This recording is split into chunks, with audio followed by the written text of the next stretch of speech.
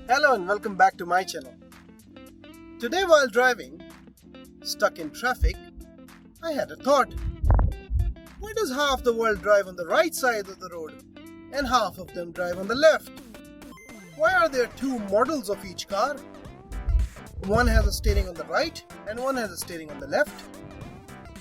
Is there any logic why a country decides to drive on the right side and why a country decides to drive on the left side? Okay, come with me and well, what side of the traffic do we drive on and why? That is the question for today. Well, to understand that, we have to understand a bit of background. We have to go into the history, you see. There are two types of traffic, left-hand traffic and right-hand traffic. These are the practices in bidirectional traffic of keeping to the left side or to the right side of the road, respectively. They are fundamental to traffic laws and are sometimes referred to as the rule of the road. About 35% of the world population drives on the left, and the countries that do are mostly old British colonies. This strange quirk perplexes the rest of the world, but there is a perfectly good reason.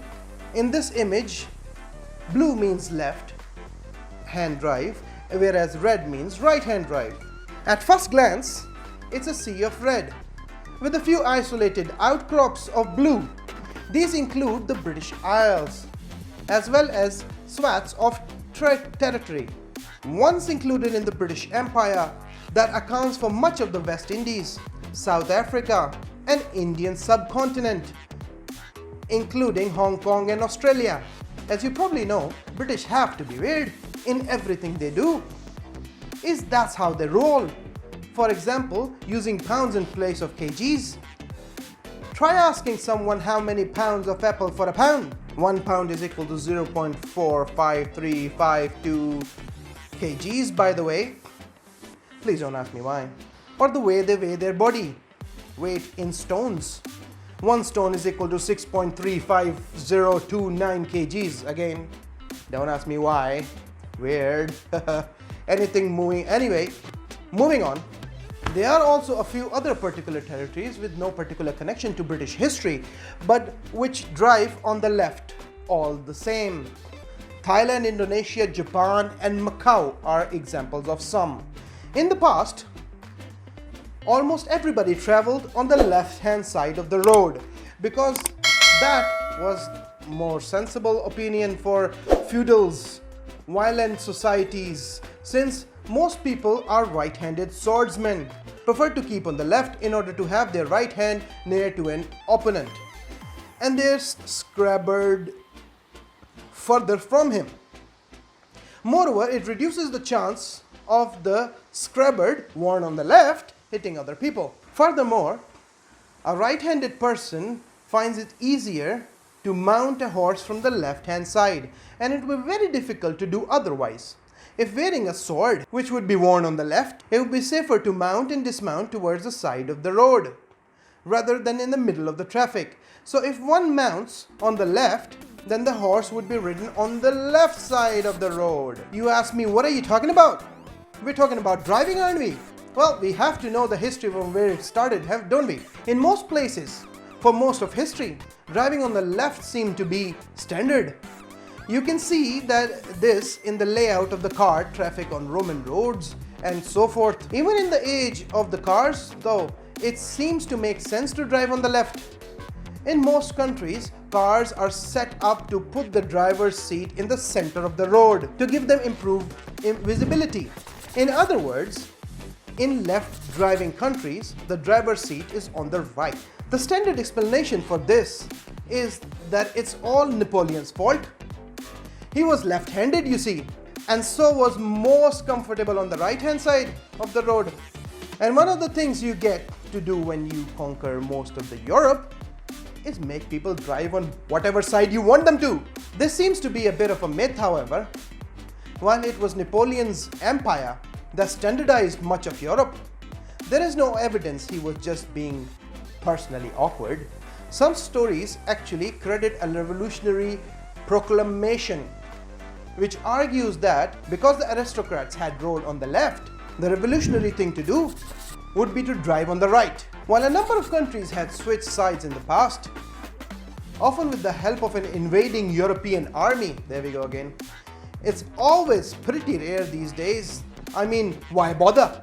Generally, when it has happened, the direction of travel has been from left to right to bring countries into line with most of the world. That happens with a trio of Western African countries in the 1970s. Ghana, Nigeria, Sierra Leone on the other side of the continent.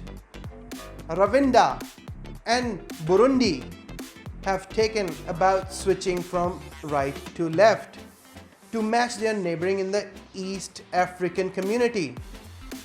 Though that's been on the table for a decade without anything much happening. The most recent country to make the switch was Samoa, which is all but unique in actually going from right to left.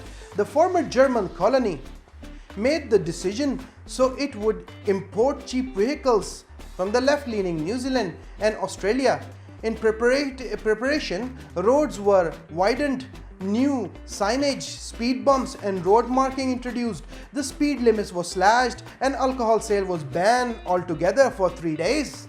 The trend among nations over the years have been towards driving on the right, but British have done their best to stave off the global homogenization with the expansion of travel and road buildings in the 1800s. Traffic regulations were made in every country. Left-handed driving was made mandatory in Britain in 1835. Countries which were part of the British Empire followed suit. This is why, to this very day, India, Australia, and the former British colonies in Africa go left. An exception to the rule, however, is Egypt, which has been conquered by Napoleon before becoming a British dependency. After the Second World War left driving Sweden, the odd one out in the mainland Europe, felt increasing pressure to change sides in order to confront with the rest of the continent. The problem was that all the neighbors already drove on the right side, and since there are a lot of small roads without border guards leading into Norway and Finland, one had to remember in which country one was. In the 1960s, Great Britain had also considered changing, but the country's conservative powers did everything they could to nip the purpose in the bud. Furthermore, the fact that it would cost billions of pounds to change everything round was not much of an incentive. Eventually, British dropped the idea. Today, only the European countries still drive on the left: the United Kingdom, Ireland, Cyprus, and Malta. In Philippines, it is actually forbidden to drive on the right-hand car. This rule found in the Republic Act number 8506 entitled an act banning the registration and operation of vehicle with right-hand steering wheel in any private or public street, road or highway, providing penalties therefore and for other purposes. If you break this rule, you will be imprisoned for a period of 2 years, 4 months and 1 day, with a fine amounting up to 50,000. So there you have it. Right-hand drive cars are actually getting smaller these days, but still, there are some countries that are surprisingly switching to the right. The most recent one was Samoa, a former German colony. This move was a practical maneuver on their part since they wanted to import cheap cars from Australia and New Zealand, which practice right-hand driving even today. So summary of it all was, we all started on the left, and then Napoleon and British and countries as a whole are responsible for the rest. Hopefully you've learned why we drive the way we do.